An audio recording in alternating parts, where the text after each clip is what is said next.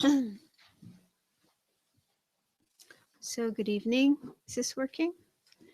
Can you hear me? Hello, hello. Can you hear okay? Yeah? Okay. So good evening and welcome, any of you who might be here for the first time. So every Tuesday night we have a session here, and the first part of the session is meditation. So I'll give a little bit of basic explanation on how to do meditation, and then we'll do meditation together for a while.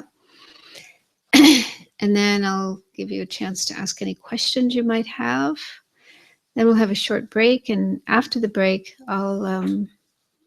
I give a talk, and every week we're looking at a different topic. So tonight I'm starting a series on how to work with emotions, particularly disturbing emotions such as anger and so forth. So this series will go on for the next 10 weeks. So you don't have to attend all of them, but it'll be a continuing series. So are any of you new to meditation? Have you never done meditation before? Really? Okay. So there's many different kinds of meditation, and probably most religions, most spiritual traditions have some kind of meditation. So here what we do is meditation from the Buddhist tradition. And even within Buddhism, there are many different kinds of meditation, some more simple and some more complex. So what we have been doing, and in the last number of weeks, is meditation on the breath, using the breath, our breathing, as an object to try to keep our mind focused or concentrated on. And in one sense, this is a basic practice. It's one that's usually taught to people when they're first learning to meditate. But it isn't only a basic practice, because with this practice of meditation on the breath, you can actually go very far on the spiritual path, and you can achieve quite high states of mind, high realizations. So it isn't something just for beginners. That's what I'm trying to say. So it's actually quite a profound practice. So I'll just give a little basic guidance. The way we sit has an effect on our meditation. So it is a good idea to try to sit in a position that's conducive for meditation. And you can either sit on the floor, most of you are able to do that, but it's also fine to sit in a chair. Whichever way you're sitting, on the floor or on a chair, it's good to try to keep your back straight if you can, because in Buddhism we say that our mind is a kind of energy, and it runs through our body, and there are these like psychic channels that the mind travels on as it goes through the body. And the main channel is in the middle of our body, right in front of our spine, so going up and down. And so our mind is a kind of energy going up and down through this psychic channel. So if we sit with our back straight, then that enables that channel to be straight, and the movement of the mind, the energy of the mind, to be most flowing in the best way.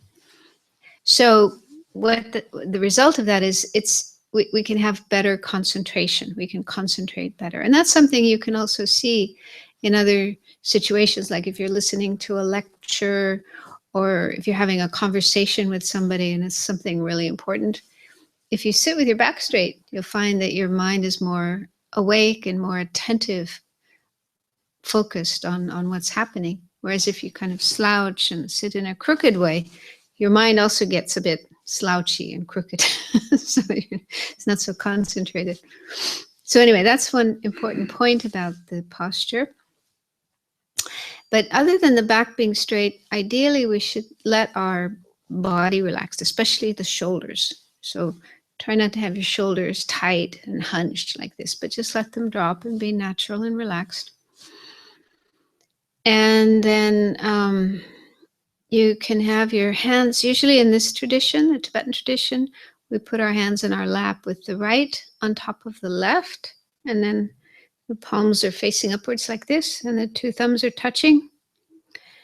But other traditions have other ways of placing their hands. So if you've already learned some other way and you want to use that, that's okay as well. Some people put their hands on their knees or left on top of right. I don't know if it really matters so much, but anyway, just let your hands rest in a comfortable position. And then closing the eyes, you know, we probably feel better closing our eyes when we meditate so that we don't see things that would distract us. But there's a little danger in closing the eyes because then we might fall asleep, especially if you're tired or if you just had a big meal, then those are conditions that can lead to sleepiness. And ideally, we want to stay awake when we meditate. We don't want to fall asleep. So it's recommended that to avoid sleepiness, we can keep our eyes open a little bit and then have your eyes looking down onto your lap or the floor in front of you or whatever is there in front of you. So in that way, there's some light coming into our eyes, and that helps us to stay awake and not become sleepy. So you can try that. But if you find it very difficult to do, if it's hard to keep your eyes partially open like that, and if you find them, you know, it becomes a distraction, a disturbance, trying to keep your eyes like that, it is okay to close your eyes, but just try to check if you're falling asleep or not.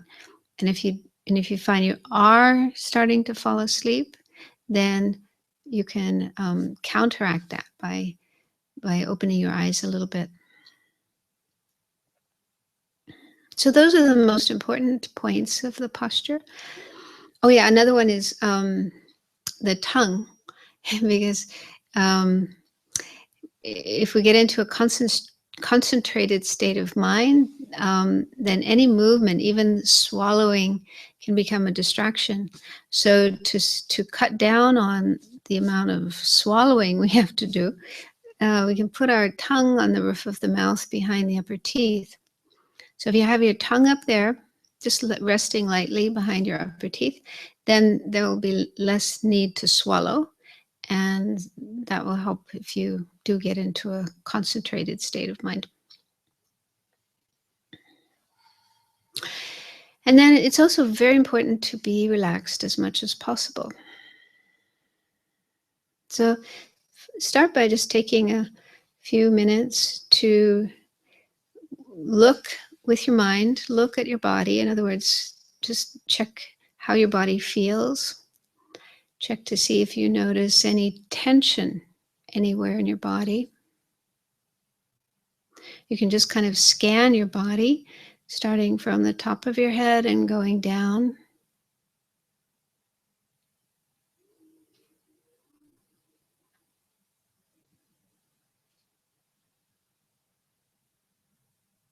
And if you do notice tension, tightness anywhere in your body, then see if you can imagine that it melts and flows away. It flows out of you and sinks down into the earth beneath us.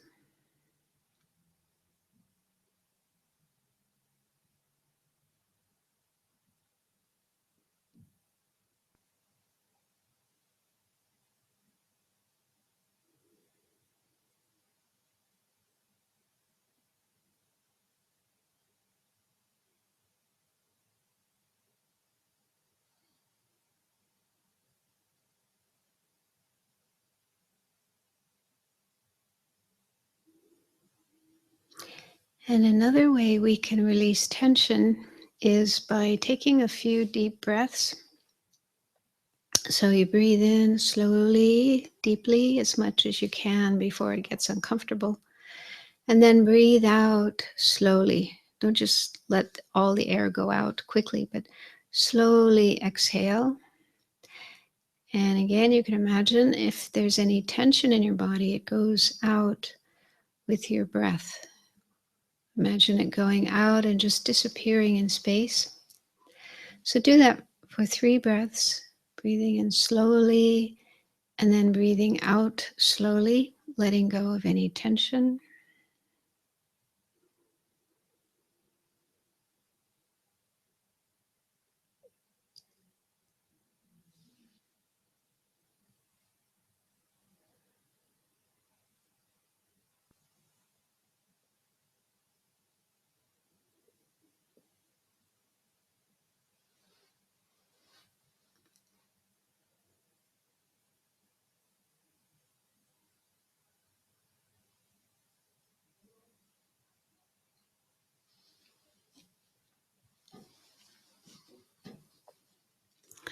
And then once you've completed those 3 long, deep breaths, then just continue to breathe in a normal way, natural way. Just let your body breathe as it normally does.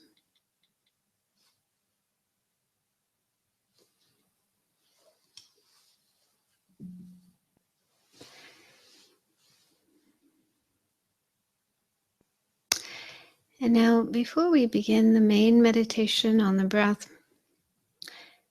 see if you can bring into your mind an attitude or feeling of loving kindness.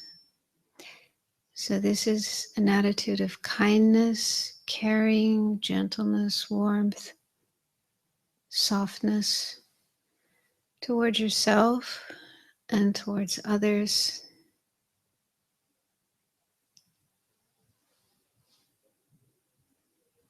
So if it's difficult to do, you can try to remember a time when you did feel this way. For example, when you were with someone you cared about very much and you just felt this warmth towards that person, and you felt warmth from that person to yourself.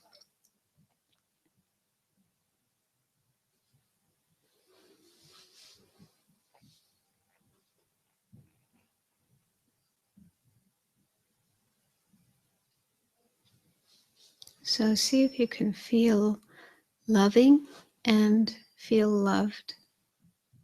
Let yourself be permeated by this feeling of love.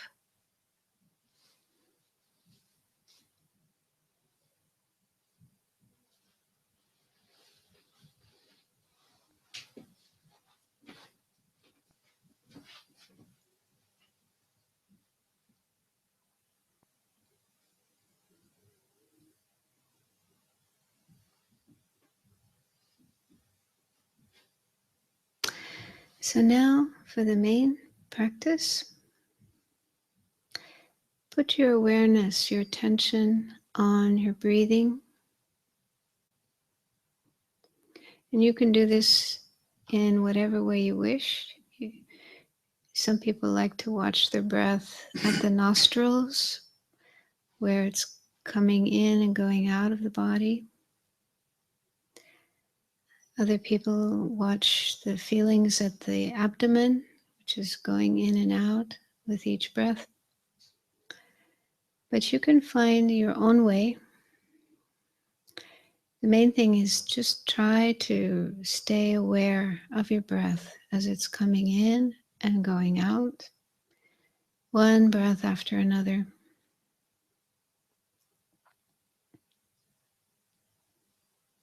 And you might find it helpful to count your breaths. This can help you to stay focused on the breath. One way you can do that is to just say to yourself, breathing in, breathing out, 1, breathing in, breathing out, 2, and so on. If you're new to meditation, just count up to 5 and then go back to 1 again. If you're more experienced, you can go higher. You can go to 10 or 20 or whatever number you wish.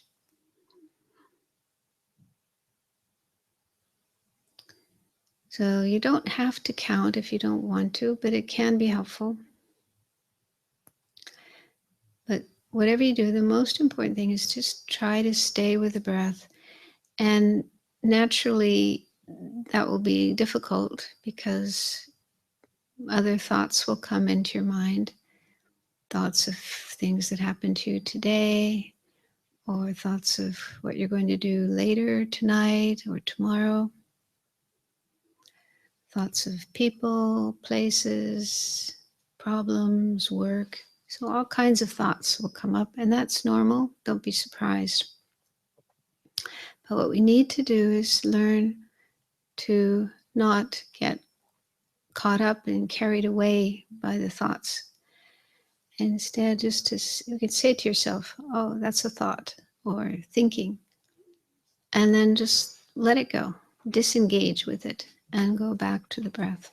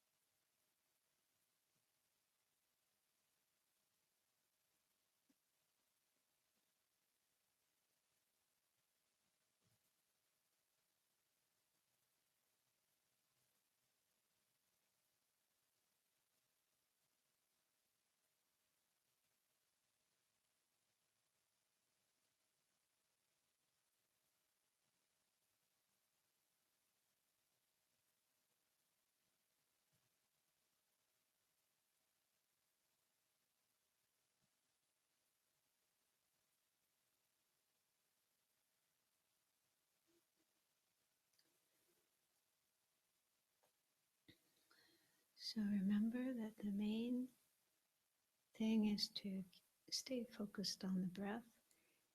And if you notice your mind has gone elsewhere to some other thought or object, just gently bring it back to the breath. So thoughts, memories, other kinds of experiences are like clouds that come and go in the sky. They're not permanent. They're not always there. They just arise and pass.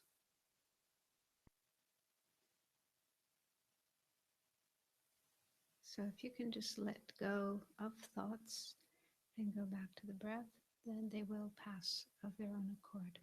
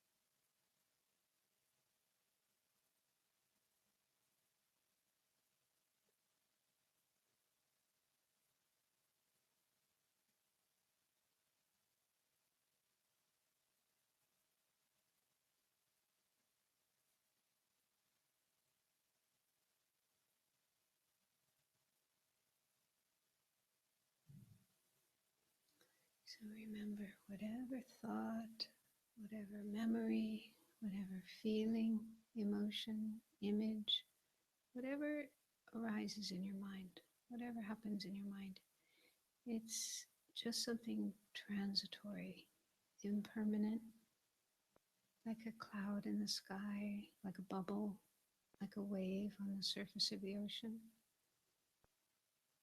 So if you understand that, you can avoid getting upset about or excited about, emotionally involved with what's coming up in the mind. You can just observe it come and observe it go and just come back to the present moment, being aware of the breath coming in and going out.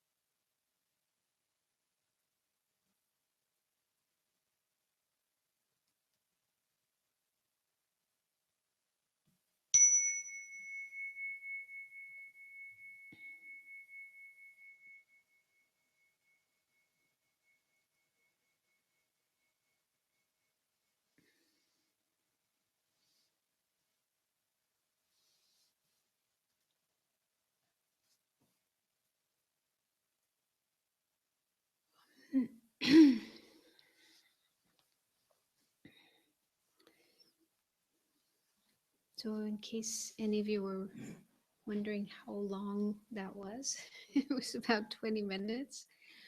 I'm never quite sure how long to make these sessions because for people who are experienced at meditation, 20 minutes might seem like a very short period of time, but for new people, 20 minutes can seem like an eternity. So, and also when we're meditating, our sense of time can vary depending on what's happening in our experience. If you do manage to get into a concentrated state of mind, if you're really concentrated and feeling really good, and that probably doesn't happen very often, but if it does happen, then even a long period of time can seem to go by very quickly. On the other hand, if you're having difficulties, if you have a lot of thoughts in your mind, or maybe you're feeling really restless, or maybe you have pain, discomfort in your body, then even a short period of time can seem like forever. So if you practice meditation on your own, then you can decide for yourself how long you want to meditate for. It's usually recommended that for beginners, if you're just starting off meditation, it's better not to have too long a period of time. You could start with even 5 minutes or 10 minutes or 15 or 20, whatever you're able to manage. And also according to your schedule. I mean, people are quite busy, so sometimes it's hard to even find 5 minutes to meditate. So it's better in the beginning to just meditate for short periods of time, and then as your ability improves, you can extend the amount of time that you meditate for, and meditate for longer and longer periods of time. And another thing I was going to mention, when we're in the beginning, learning to meditate, trying to meditate, people can sometimes have the impression that when they try to meditate, their mind gets more busy. They have more thoughts than when they're not meditating. Have any of you experienced that? Have any of you had that feeling, had that impression? Yeah. Well, apparently it also happened in ancient India and Tibet, because it's mentioned in the texts on meditation going back thousands of years. So they say this can happen, that when people are first trying to meditate, trying to concentrate their mind, they can sometimes have the impression that when their mind just gets worse when they're trying to meditate. And this can become discouraging. You can actually think, oh, what am I doing this for? I shouldn't be doing this. It's making me worse and not better. I remember one woman telling me that she took up the practice of meditation because she wanted to feel peaceful. And what she found was it made her feel more unpeaceful because all the crazy thoughts in her mind. So if you do ever have that idea, that impression that your mind gets more busy or more crazy when you're meditating than when you're not meditating, it's actually not true. It just seems that way, but it's not really like that. It's what's happening is that when we try to meditate, we're closing our eyes and we're shutting down. We're not kind of involved with the outside world. We're not talking on the phone and looking around and talking to people and looking at the internet and so forth. So we're not paying so much attention to the external world, and instead we're focusing more on the internal world, what's happening inside of us. And if we do see lots and lots of thoughts, it's not that they weren't there before and suddenly they started. They were always there. Our mind always was like that, always having lots and lots and lots of thoughts, but we just didn't notice it because most of the time our attention is going outside of ourselves. So I think for most people, especially nowadays with the way the world is now, just so busy and so many devices, that we get involved with, computers and internet and phones and then all the things we're doing in our life. So our lives are just very, very busy. And naturally, there's a lot of thoughts, a lot of mental activity associated with all the things that we're doing in our life. And just because we sit down and say, I'm going to meditate, doesn't mean all that busyness in our mind is going to stop. It doesn't stop just because we say, I'm going to meditate. It keeps going. So, what we need to do is to learn how to deal with it, how to not be bothered by it. So, I think one important thing is if we do take up the practice of meditation, don't have the expectation that the busy thoughts in your mind are going to stop. They're going to continue for sure, unless you're very special and you don't have a lot of busy thoughts in your mind. But they will continue. But you can learn how to deal with them, how to manage them, so you're not so bothered by them. So one way is what I mentioned during the meditation, and that is to use this, I guess we could call it a metaphor, of our thoughts being like clouds in the sky. This actually is in the Buddhist texts, and it's really helpful. So if you think about the sky, like not today, but last Friday, the sky was just totally clear. There were no clouds. It was beautiful. So that's kind of the normal state of the sky. But then clouds, because of certain conditions in the atmosphere, moisture and this and that, so clouds will form. They come into the sky. But clouds are not permanent. Like over the weekend, you could really see that, the times the clouds would come and go, and sometimes it was sunny and sometimes it was snowing.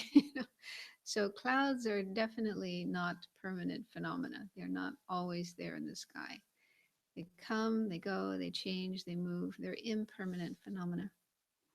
So it's similar with thoughts in our mind. Our mind can be compared to the sky. Its normal state is actually calm and clear, believe it or not.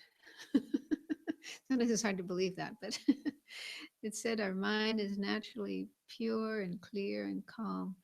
But there are these thoughts like clouds that, because of causes and conditions, different things that happen and so forth, these thoughts form just like clouds that form in the sky, and they're moving around, and sometimes there's storms. You have thunder and lightning and torrential rain and so forth. Sometimes it's more calm, but they're not permanent. So if you can get a sense of that, and you can actually start to see it yourself, if you watch your mind, you can see thoughts come and go, emotions come and go, memories come and go. They're not permanent. They're not always there. So getting an understanding of that can help you be more relaxed, more at ease, even if there are lots of thoughts in your mind. You can just say, okay, they're just like clouds in the sky. They're not permanent. They're not going to be there forever. They're going to go away. And then not be so bothered by them. Yeah. So getting familiar with that analogy or metaphor can be very helpful to not be so bothered by thoughts. And another thing that's helpful, and I'll talk more about this later during the talk, is to learn to de-identify with the contents of the mind. So what I mean by that is, normally we have this habit of identifying with whatever comes up in the mind. It just happens automatically. If a thought comes up, we immediately identify with it. That's me. I am thinking that thought. Or if an emotion comes up like anger or irritation or fear, we immediately feel, I am angry, I am irritated, I am afraid. So we have that tendency, an automatic reaction to identify with the things that happen in our mind. And if we do that, I think it gives more power, more energy, more strength to the thoughts and emotions. It's like feeding them, like putting fuel into the fire, so they actually are stronger. And from the Buddhist point of view, it's not true. We are not our thoughts. We are not our emotions. Thoughts and emotions are just things temporary phenomena. Like I said before, they just come and go. When the conditions are there, a particular thought arises or a particular emotion arises, and then it passes. It's not permanent. So the thoughts and emotions are just things that happen or come in and go out of our mind rather than who we are. Now, this is an idea that's not so easy to understand. It can take a while to understand it, but it can be very, very useful to use as a tool to deal with thoughts. And a simple way of doing it is just to say to yourself, there's a thought in my mind, or that is a thought in my mind, instead of I am that. Or do it with emotions when you notice a feeling of fear or anxiety or anger or irritation or whatever it is. Just say to yourself, oh, there's fear in my mind, or there's anger in my mind, or there's depression in my mind. So you're dealing with those emotions in a more objective way. This doesn't mean to suppress or deny them. It's just giving you a bit of distance from the emotion or from the thought.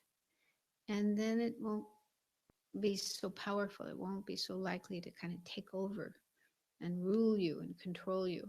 Instead, you can deal with it. You can manage it in a better way. So like I say, I'll talk more about that later, because in the talk tonight, I'm going to be talking about working with emotions. And this is just the first in the series. It's a big topic, but it's a very important one, because we all have emotions, and sometimes we can get all tangled up in our emotions, and it can be very painful. So do any of you have a question before we stop for a break? I think I have one. The way you usually instruct and say, don't tangle with your breath, let it be, let the body breathe by itself. Lately, I've found sort of there's this one in my particular situation. There's this one point when the out breath shifts to an in breath. It's this little transition phase, and I'm finding that's really interesting point for me. But I also find that sometimes there's a lot of tension in that, so I try to relax at that point at the same time as I'm concentrating. But that is kind of, I guess, that is kind of tangling with it, not letting it be as it is. Sort of. I'm not sure. I mean, I say this because people sometimes say to me that they notice that when they're paying attention to their breath, they notice that they're actually controlling their breath. I don't have that experience myself, or maybe it's happening and I don't notice it, but that isn't a problem that I've had, but it is a problem that many people have, that they are, trying to manipulate or control their breath. So that's why I say that. But since I don't really have the experience of doing that, I'm not quite sure what it feels like. But um, sounds to me, from what you're saying, it sounds to me that you're noticing there's some tension there. Maybe the tension itself is a kind of unconscious wish to control the breath. And so if you notice the tension and let it go, or release or relax the tension, that doesn't sound to me like you're controlling. It sounds like you're doing the opposite, trying to let go of control. Sort of works, keeps, it's a very interesting point that it also sort of is here in the diaphragm around the heart, because it makes it easier to sort of soften around that area. But I'm still just having a conceptual dilemma about what is actually mingling with your breath and what is not. Well, maybe don't worry about it. Maybe it's not happening. Maybe it's not something that you do. But like I said, I just mentioned that because people do sometimes, it does happen sometimes to people. So I'm just pointing it out, that if it does happen, if you do notice that there's some element of control going on in your breathing, that that isn't quite correct. So you need to relax that and let go of that and just try to let the breath happen naturally.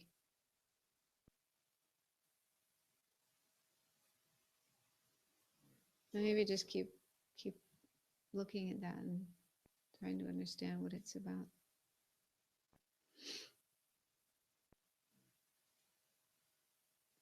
Yeah. So if we are not our thoughts, but our thoughts, the constructed ones, that makes us questioning and question and understand, which is also creating our whole beings. How can the thoughts not be us? Do you understand what I mean? So maybe try to say it again. So you're saying our thoughts are. How can our thoughts not be us if, like, we use the thoughts to question and understand things, and these questions and these understandings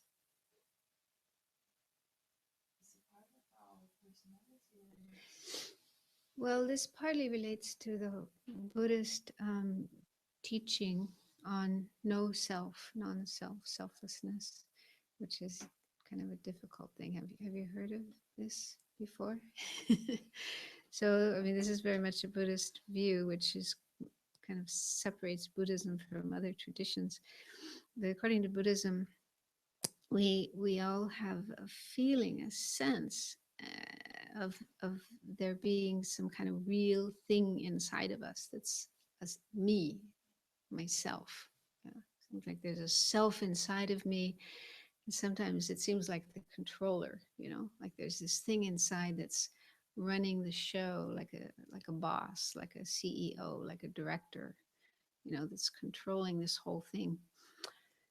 So it seems like there is such a thing, but the Buddhist view is if we search for that, we look for that, we explore and try to find that thing, we actually don't find it.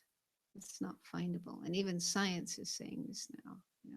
I think at least some scientists, they used to think there was a part of the brain that was the central headquarters, controlling everything else. And they've searched through the brain and they haven't found it. so so what we are, I mean, according to Buddhism, what we are is just a whole collection of different parts, physical parts, all the parts of our body, and then the mind, which also has many, many, many parts, thoughts and feelings and emotions, changing all the time. There's nothing permanent, nothing stable, nothing fixed in any of this. It's just a flow, a process going on and on and on and on. So, but this is a difficult topic. It's one of the most difficult subjects in Buddhism to really understand and really get a realization of. But even to start thinking about it can be very, very powerful. So when I say that, I'm really saying this as a kind of tool, a method for dealing with thoughts and emotions and all the different contents of our mind. So I'm not trying to deny that thoughts are important, because thoughts are important. They're important actually for the spiritual path. We talk about a path that leads to enlightenment and nirvana and so forth. And we actually have to use thoughts to progress along that path. So thoughts are not useless. I'm not saying they're useless. We just throw them away and not think anymore. But when we're meditating, we're trying to concentrate, and we have all these involuntary thoughts we don't want to have. They're just popping up. It can be very helpful to just understand that they are not me, that they are just thoughts that arise in a similar way to clouds in the sky. Just because of causes and conditions, they come and then they go. So it's a kind of tool to help us not be so caught up in, not be so attached to, not get carried away with our thoughts. So I'm not saying thoughts are useless and not helpful and not necessary. I don't mean that. But during meditation, if we're trying to concentrate, then they are a hindrance. But on the other hand, like a lot of the thoughts are not very important, you know, thinking about a movie that you saw last week, or thinking about the dinner you had last night, or thinking about something that had happened during the day. They not, you know, they're sort of trivial things. And those kind of thoughts, if they arise, you know, ideally we should just put them aside and not pay attention to them. On the other hand, some thoughts and emotions might be related to issues, to unresolved problems, to things that we actually should look at in order to understand ourselves better, in order to heal those problems and so forth. So if that type of thing comes up, then there are different things we could do. One would be to say to ourselves, okay, I can see that this is something important, something I need to work on, something I need to deal with, but I'll do it later. Right now, I'll continue my meditation on the breath or whatever we're doing, and then deal with that other issue later at another time. Or if it seems urgent, like it can't wait, then you can put your meditation on the breath aside and deal with that problem. So, but this is actually what I'm starting to talk about in tonight's class, how to work with disturbing emotions. So there's lots of different methods and tools that one can use for working with anger or fear, jealousy, you know, some of the different emotions that come up. So how about if we take a break now, about 10 minutes, and then I'll ring the gong, and then when you come back, I actually have some slides, the information that I'm teaching. I made some slides just so you can look at it. So the screen is there. So those who are sitting over there need to move over here. After coffee. After coffee.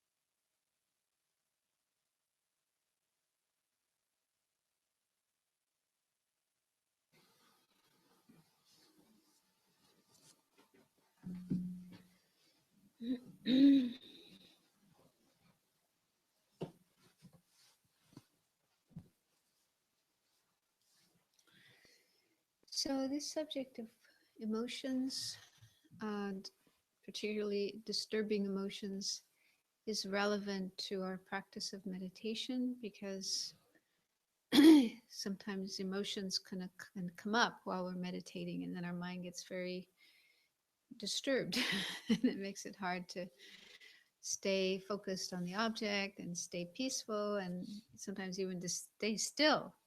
Um, So it's useful to learn how to work with disturbing emotions, but it's also relevant for our life because whether we meditate or not, everybody sometimes experiences disturbing emotions, and they can lead to all kinds of problems in our life, in our relationships with others, at work, and so forth. So Buddhism has a lot of material, a lot of information, a lot of methods, tools, practical tools for how to work with these disturbing emotions. And for me personally, this is one of the things I love about Buddhism. Because I was raised in Catholicism, I was raised a Catholic, and as most religions, we're told we're supposed to be good and we shouldn't be, angry and selfish and this and that and so forth. And I did want to be that way, but there was no method, no methods how to change yourself, how to be more loving, more caring, more peaceful, and not angry and so forth if you're not like that naturally. So so anyway, um, I've put together this program. I've been teaching it for about 25 years now, working with disturbing emotions, and I'm kind of changing it all the time. I'm learning new things and adding new things and changing things and so forth. So I think it's a very popular program because it is very useful for a lot of people. Okay, so emotions are part of our mind, and according to Buddhism, the way we understand the mind is different than many people in the West think. For many people, many Western people, uh, the mind is the brain, or a part of the brain, or a product of the brain, or a function of the brain. So it's very much dependent on the brain.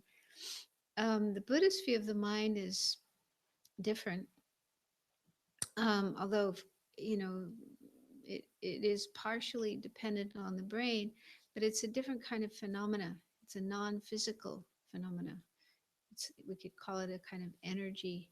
It's not made of particles, atoms, material substances. It's a non-physical kind of energy, and it's very complex. There's many different parts to our mind, and emotions are part of our mind. So anyway, mind is a big subject in Buddhism, and this is part of it. But it's interesting that in Tibetan language, and probably also in Sanskrit language, there isn't a word that is the equivalent of emotion. There isn't actually a word for emotion in Tibetan and Sanskrit. But that doesn't mean that Buddhism doesn't acknowledge emotions, doesn't know about emotions. It does. It's just they have a different way of looking at the mind and categorizing mental states. So making categories is actually something kind of arbitrary.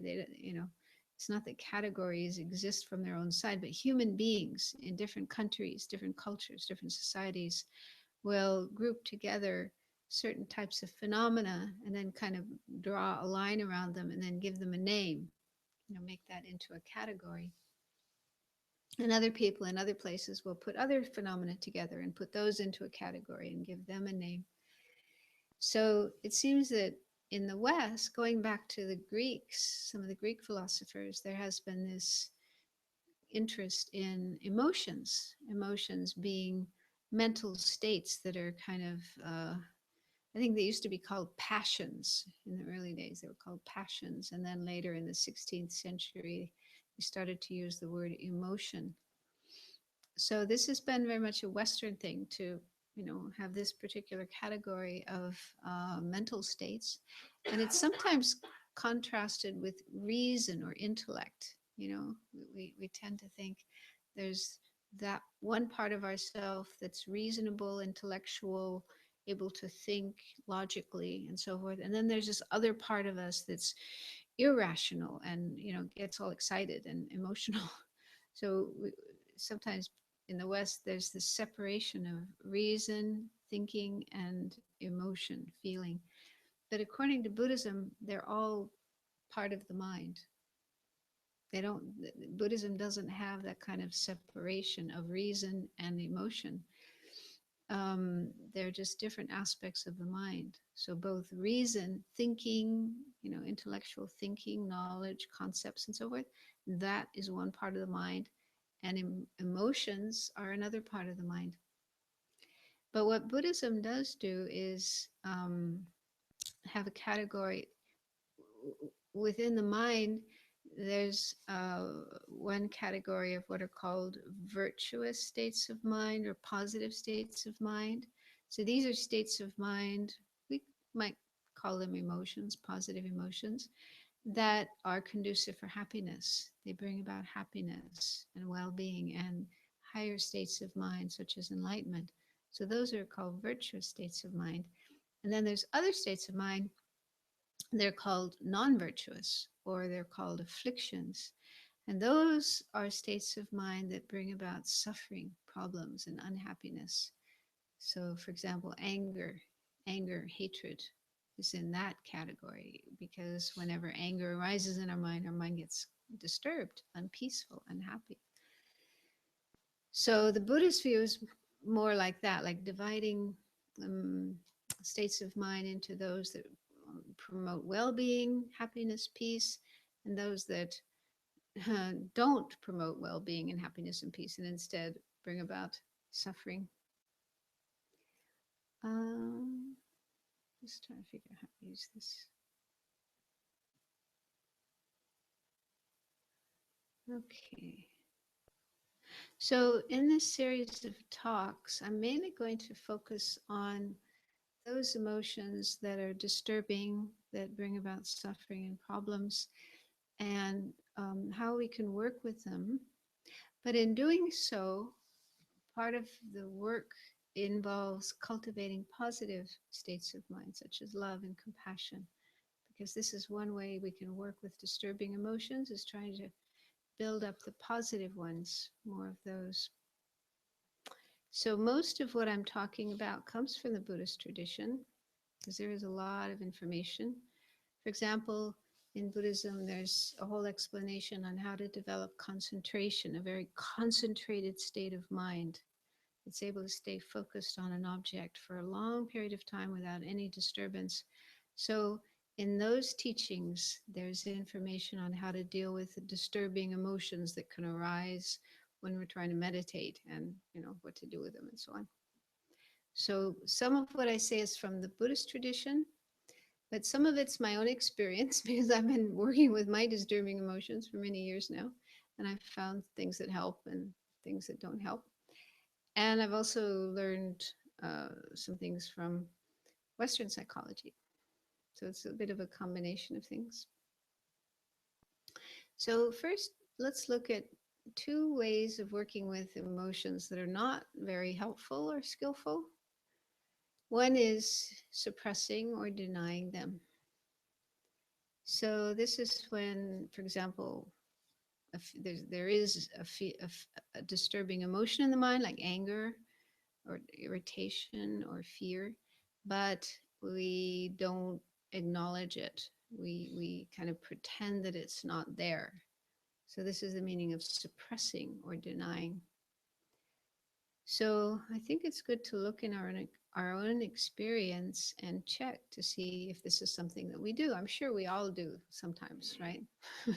We're honest with ourselves. Sometimes we suppress or deny. For example, if there's somebody you care about very much, your partner or somebody you want to become a partner with, and So you want to have a good relationship with that person, but maybe one day something happens and you get angry at that person, but you don't want to show your anger because you're afraid that person might dislike you or reject you or something. So you might, you know, hide the anger, pretend that it's not there, deny it, suppress it.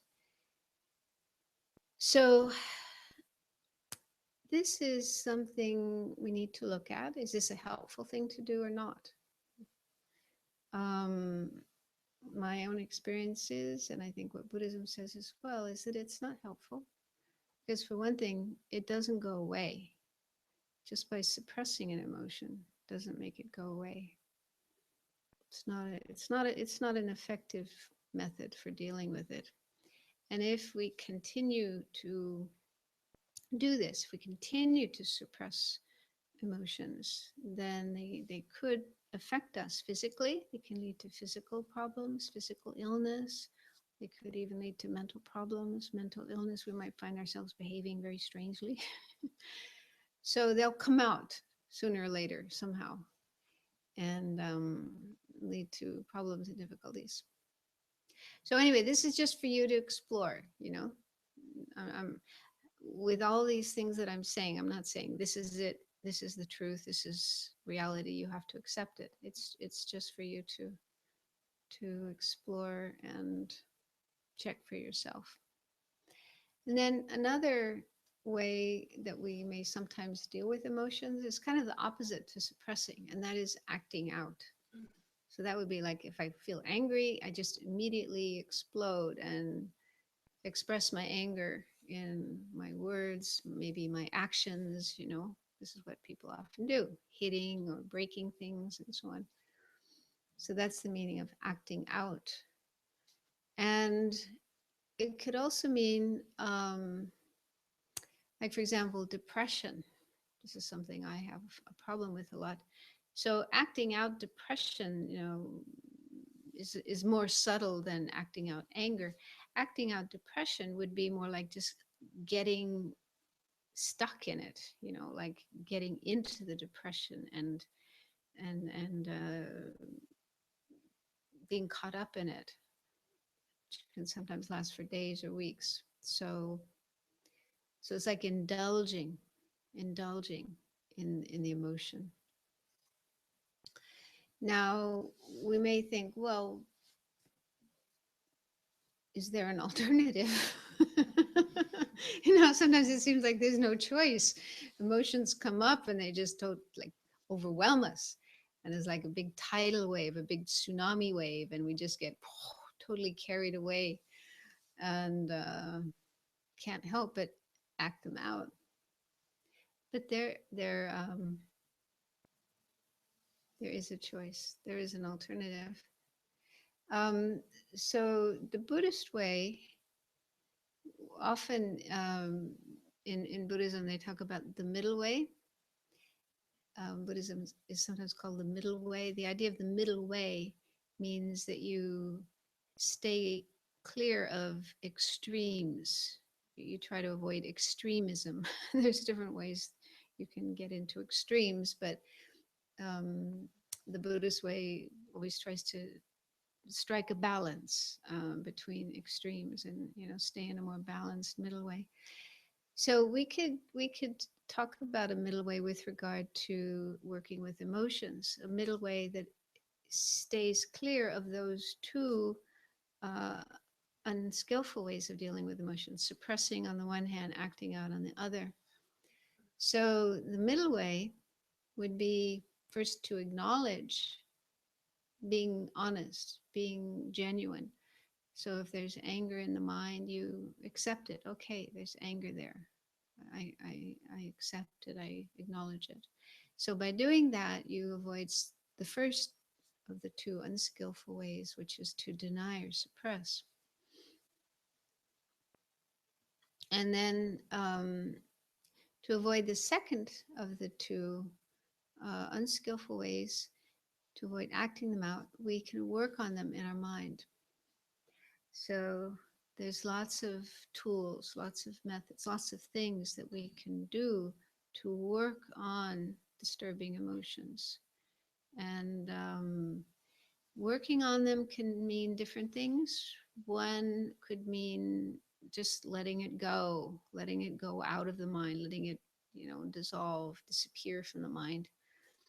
Another could be to actually transform your mind so that instead of being caught up in this very disturbing emotion, which could potentially be destructive, like anger, you can even transform your mind completely so that instead of feeling angry at the person, it's usually a person we get angry at, you can even have something positive: love, compassion, patience, wanting to help this person instead of wanting to harm them.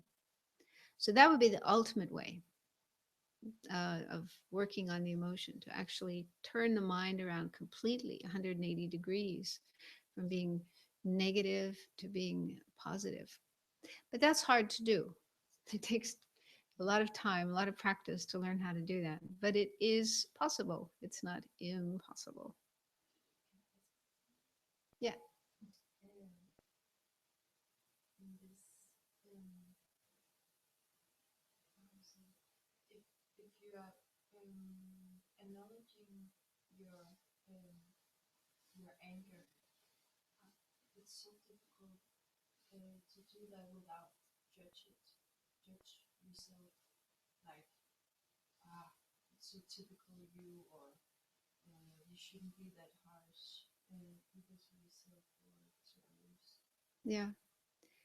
Well, this is actually something that's coming up. So let me just carry on. Um, okay, so Could sorry, you I'm tell not a used. story, trying to explain it? Sorry. A story from real life. Okay, I'll tell you about something that happened to me today.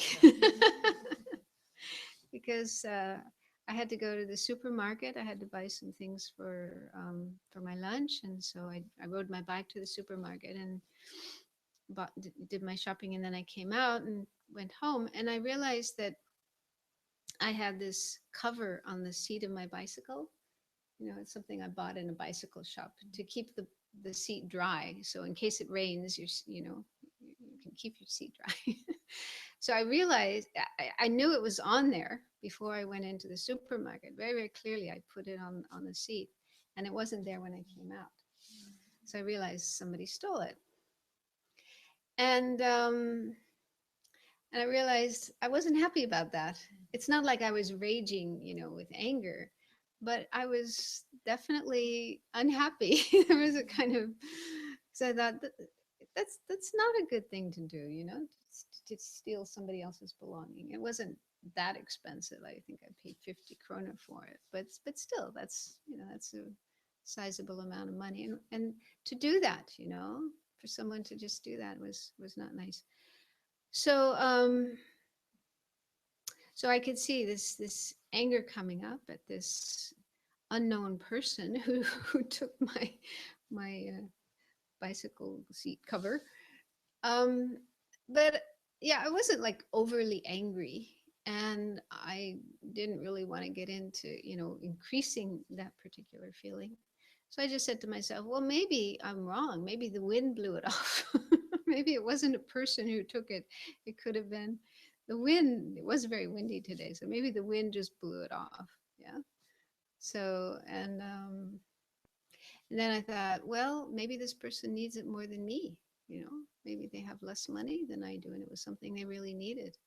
So so by thinking those thoughts, okay, then I could see the anger, the negative feelings. It wasn't terribly negative, but it was kind of negative. It kind of calmed down. And so that's just a simple example. But even with bigger, getting angry at your partner, or getting angry at your mother or father or your child, that's a bigger kind of anger. But it is possible to learn how to deal with these states of mind, to avoid, on the one hand, suppressing and denying and pretending. Because that's what I could have done today. I could have said, oh, I'm a Buddhist, I shouldn't get angry, Buddhists don't get angry, and just pretended that I wasn't angry. But I know that's not helpful. Yeah. and and I could have gotten really, really angry, and that's not helpful either. So this middle way is to acknowledge, okay, there's this feeling in my mind. I accept it. I acknowledge it. I don't want to feed it. I don't want to make it bigger, you know.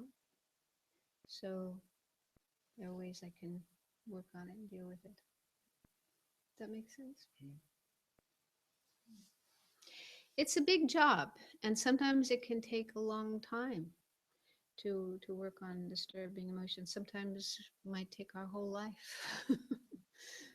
I wonder if the mind gets depressed, and then we are supposed to work on with the depression in our depressed mind. How would that possibly happen in practice?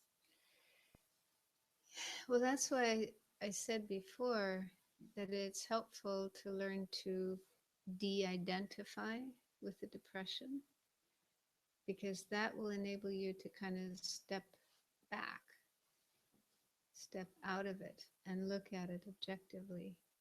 If you're totally caught up, yeah, I think that not only with depression, also with anger, you know, with any of the emotions, if you're like totally caught up in it, totally in it, then it's very difficult to do this kind of work.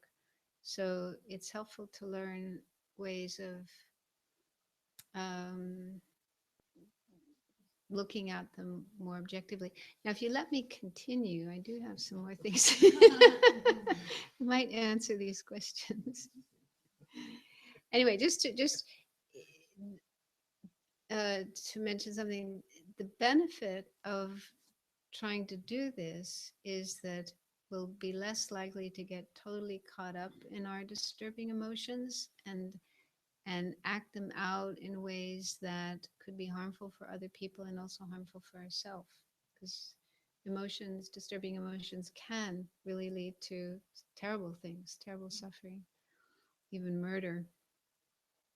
So, I mean, that doesn't happen too often, but still, even just getting angry at somebody can be very harmful, very destructive for both you and the person you're getting angry at. So it's useful to learn how to do this. Okay, so now a few steps that can be helpful. First, to identify them.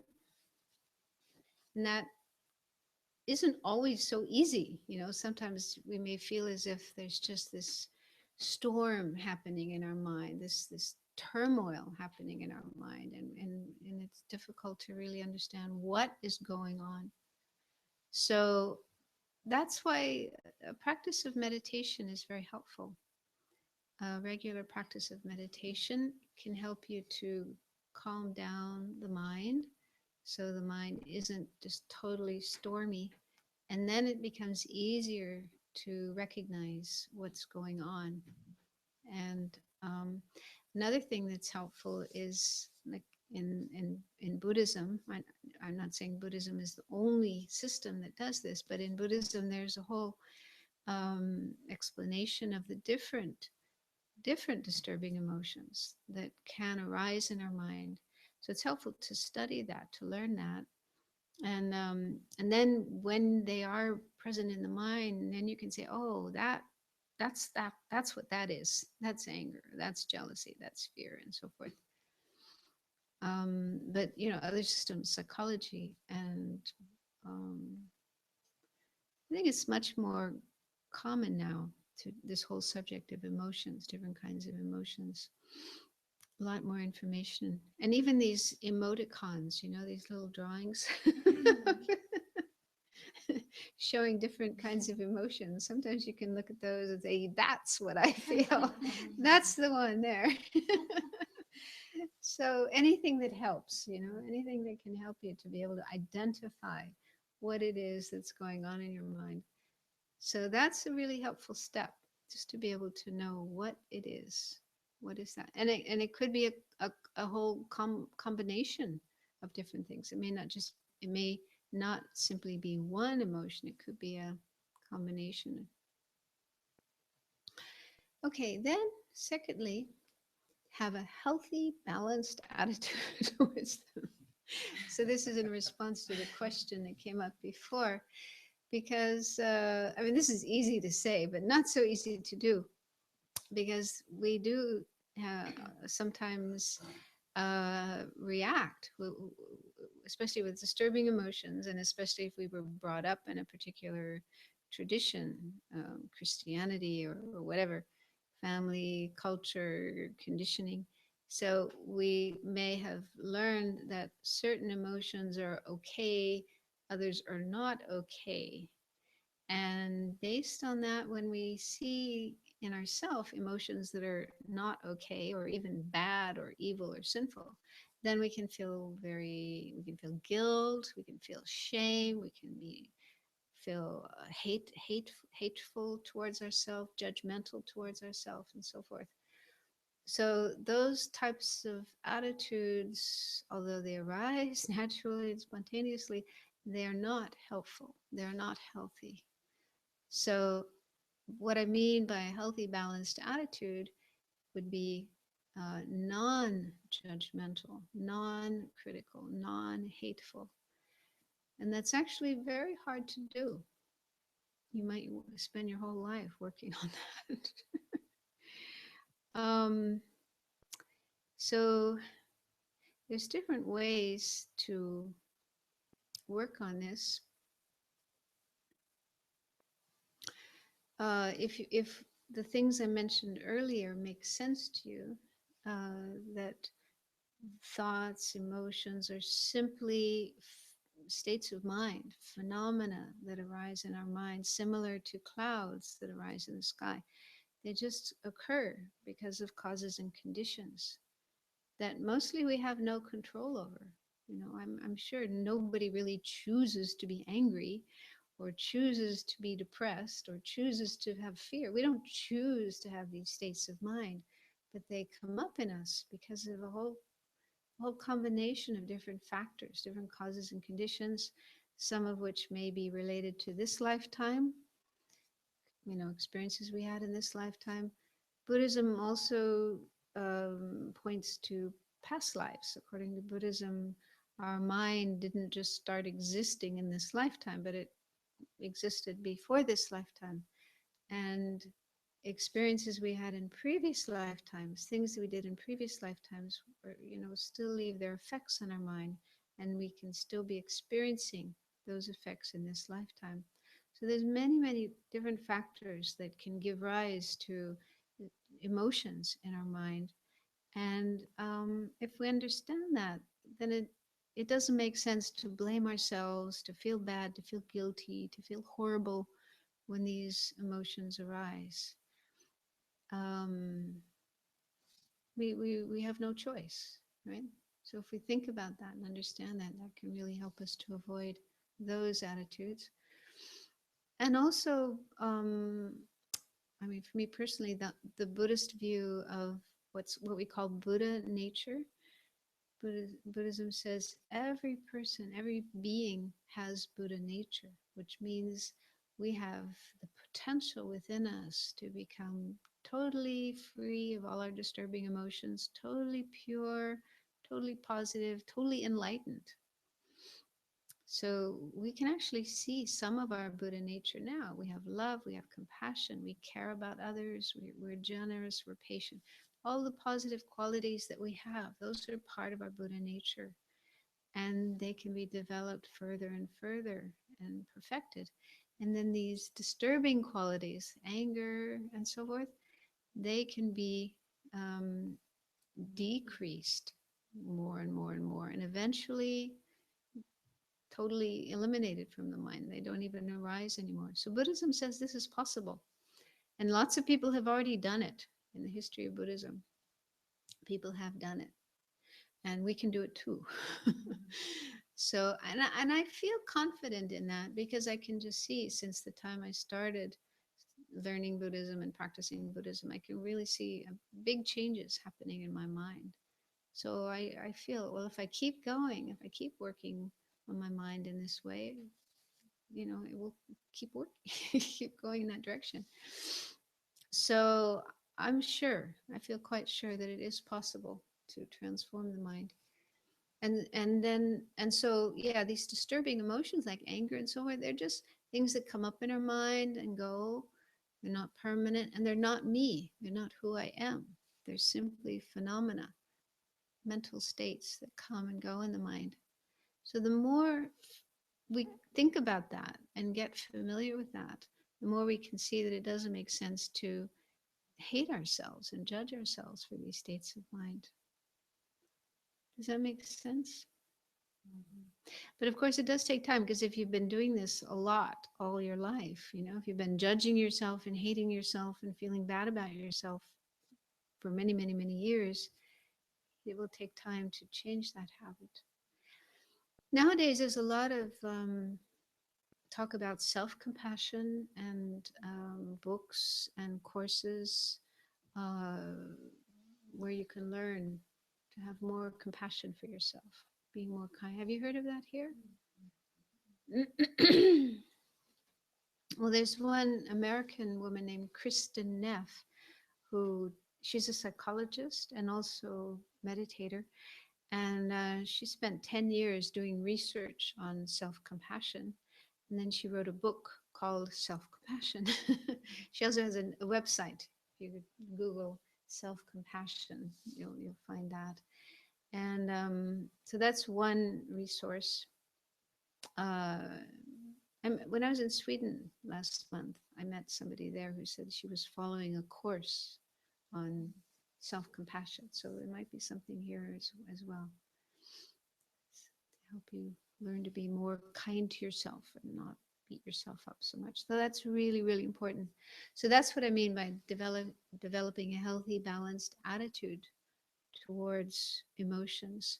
So to not hate your emotions, not hate yourself for having your emotions, instead just to see them as phenomena, coming and going, like clouds. I mean, and it's also helpful to think of clouds, because some clouds are really beautiful. They're white and fluffy. Other clouds are dark and scary looking, but they're all basically the same kind of phenomena. Yeah. Whether it's a beautiful, fluffy white cloud or it's a dark, stormy cloud, it's just the same kind of stuff. So it's similar with the stuff in our mind. Whether it's a beautiful emotion like love, or it's an angry emotion, anger, it's just the mind. It's just basically the same stuff, the mind arising in that particular form. And actually, another thing too, you can learn a lot from emotions. There's a lot of stuff there, a lot of material you can look at and work with and learn from and grow from.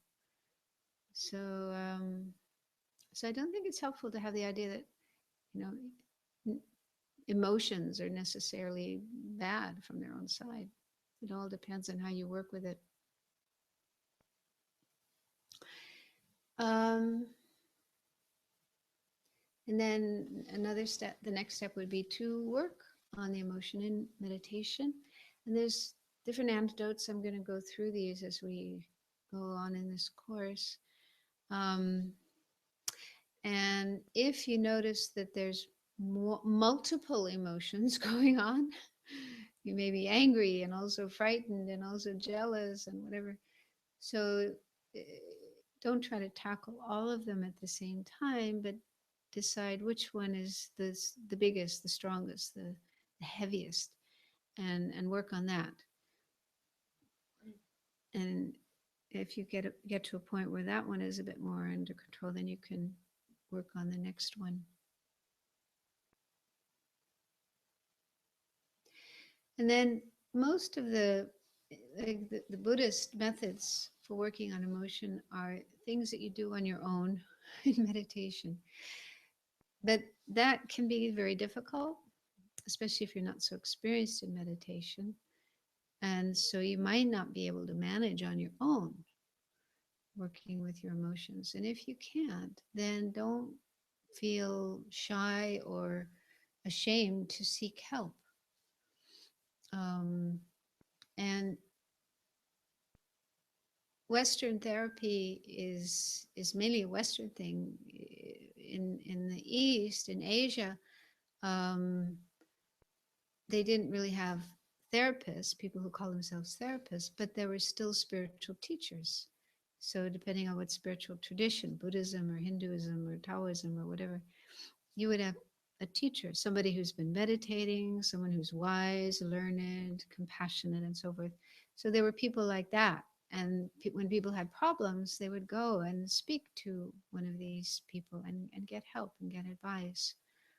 And so that's true today as well. There are spiritual teachers. So they are people you could go to talk when you have some problem. They could give you some help, or you can talk to a Western therapist, Western psychologist, or even sometimes good friends or your mother. Okay. So there are people that can help us. Nobody can solve our problems for us. Nobody can take away our problems. But talking to somebody could sometimes help you get new ideas that you hadn't thought of before, or being able to see your problem in a different way that you couldn't see it before. So it can be helpful. So we're kind of running out of time, but let's see, go a little bit further. So um, as we go on in this series of talks, I'm going to be looking at specific emotions. Specific emotions like anger, starting with anger and what we can do about them. But there's also some general methods, general antidotes that we can use for any kind of emotion. One is mindfulness. So mindfulness is helpful for any disturbing emotion that we might have. Mindfulness, there's different meanings of mindfulness. One meaning of mindfulness is just aware, being aware of what is happening right here, right now, and being aware in a non-judgmental way. Okay. So you simply notice and acknowledge whatever's happening in your mind, in your body, around you, and so forth. But mainly it's the mind. I mean, that's the main object that we want to be aware of. So this is something that takes time to develop, but there's a lot of materials nowadays, a lot of books, a lot of courses, a lot of things on the internet, of course, and teachers who teach mindfulness. So it's easy to learn mindfulness, but it's not enough just to learn it. We need to practice it. We need to develop our ability to have this particular quality of mindfulness. So it's something you learn in meditation. You practice it in meditation, but then ideally you keep practicing it even when you're not meditating. So when you're in your daily life doing whatever you do with people, working, and so on, you try to maintain this quality of mindfulness. And so with mindfulness, if you have developed mindfulness, then when an emotion such as anger arises in your mind, you notice it and you don't deny it. You wouldn't deny it. You acknowledge it. You're honest about it. Oh, there's anger in the mind. And you would not judge it or judge yourself for being angry. You would simply see it as a phenomena that's coming up in the mind. Oh, look at that. Isn't that interesting? But you also don't get into it. You don't let yourself get totally caught up in the anger, the story. There's always some story there. So you don't let yourself get carried away with the story. You simply watch it, you observe it. And sometimes just with mindfulness alone, the emotion will go, just like the clouds in the sky. They come and they go. And you don't have to do anything more than that. I mean, that's kind of what happened to me today. I was disturbed about this little robbery that happened to me. And just by, noticing it and thinking about it a little bit, it went. Yeah. So it just went by itself. It didn't have to do any further work on that. So sometimes we can have that experience of just watching it come, watching it go, and that's all we need to do. So sometimes mindfulness itself can be an antidote to disturbing emotion. But another thing too is if we do practice mindfulness, we develop mindfulness and we keep it going in our life, it becomes a part of our life, then you will probably find that you're not getting as emotional as you used to. Have any of you experienced that? I know some people tell me that, and I can see it in myself too. For example, one woman who was a mother, she had a little 1-year-old child, and that gives you plenty of opportunity for getting emotional. But she said, she noticed after practicing meditation, she was doing mindfulness meditation for about a year. She just noticed that she was much more calm than before. Things would happen that in the past she would get upset about, and those things happen, and she just wasn't getting upset. So it brings a natural state of calmness and peace in your life. It doesn't mean you're not going to have any more emotions, but emotions will come, but you're less likely to get totally caught up in them and carried away by them. And so it has that overall effect of helping you to remain more calm and less less uh, less likely to react with strong emotions in certain situations. Okay, so I think we'll have to stop there, run out of time. But we'll finish. We'll carry on next week, and at the beginning of next week's class, when we do the mindfulness meditation, I'll remind you of what I said tonight, and you can start working with that. Start practicing mindfulness and seeing how it can be helpful in working with emotions. Any urgent question before we finish?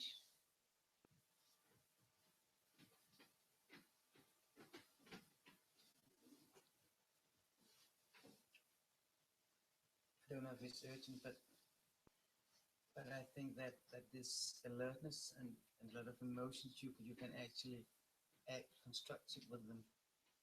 Yeah. I mean, if there's an accident and you have to do something about it, or if you just say, well, about bleeding to death, I go easy, but the adrenaline and the kick can make you be more efficient. For example, that's a kind of being very emotional. Yeah, but I would think in that kind of situation, being emotional would be, getting all carried away or maybe fainting and not being very effective.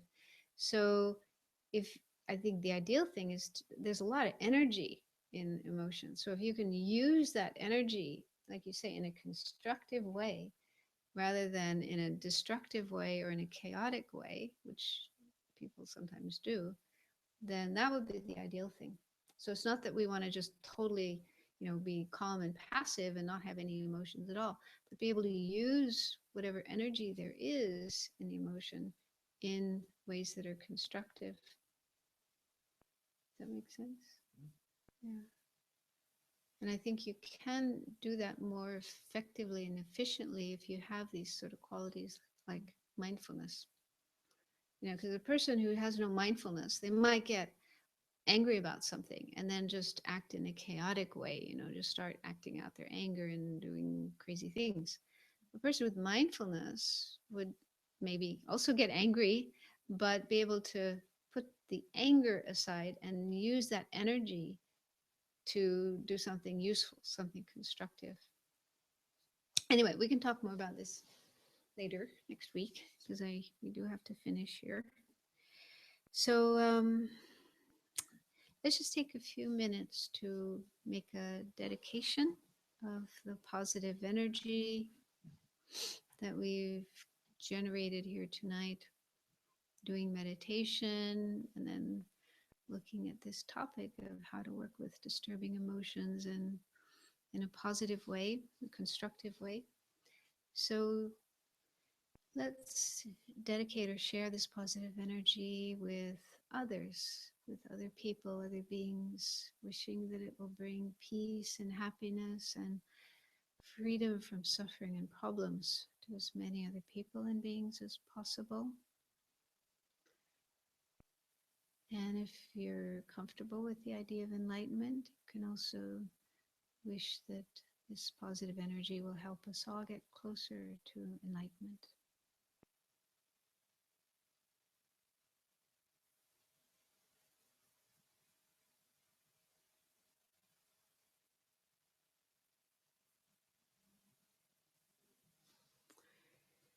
Okay. Thank you. Good night.